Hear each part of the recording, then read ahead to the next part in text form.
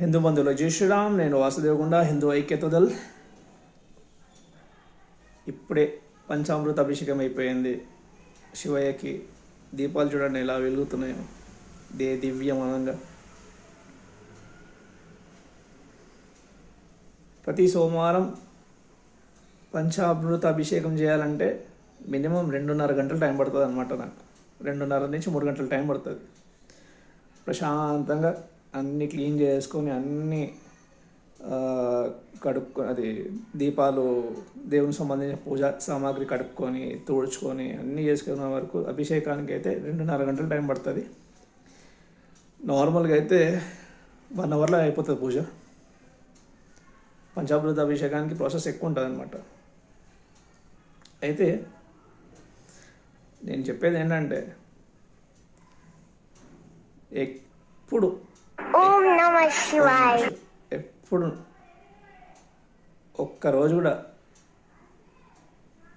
అభిషేకం ఆపకుండా మ్యాక్సిమం 99% మాత్రం నా అభిషేకం 99% అంటే ఈ 4 సంవత్సరాలలో 99% చేశాను. 1% ఎప్పుడు మిస్ అయి ఉంటుంది. కానీ ఈ 4 సంవత్సరాల్లో అభిషేకం అనేది ఎప్పుడు మిస్ చేయలేదు. అదొక విషయం. అయితే జనాలు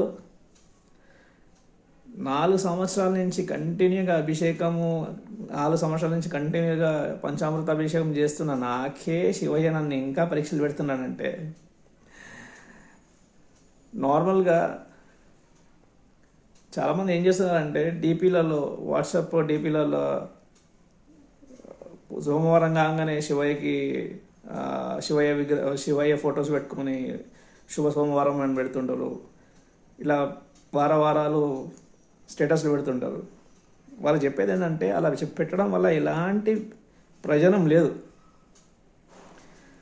దేవుడి దగ్గర నుంచి నీకు ఆశీర్వాదం అందాలంటే ఒకటి అభిషేకం చేయాలి, లేదా నువ్వు ఇంట్లో అభిషేకం చేయలేకపోతే కనుక గుడికి వెళ్ళి శివయ్యకి అభిషేకం చేయాలి, లేదా వారానికి ఒక్కసారైనా గుడికి వెళ్ళి దర్శనం చేసుకోవాలి, పుణ్యక్షేత్రాలను వెళ్ళాలి, పుణ్యక్షేత్రాలలో ఉండే తీర్థాలను దర్శించుకోవాలి.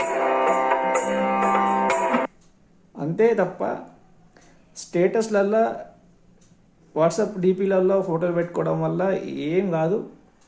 ఎప్పుడో అమావాస్య పుణ్యానికి పూజ చేస్తే కూడా ఏది కాదనమాట. మోక్షం లభించాలంటే నిరంతరం శివయ్యకి పూజ చేయాలి, విష్ణుమూర్తికి పూజ చేయాలి, పుణ్యక్షేత్రాలు తిరగాలి. జై శ్రీరామ్.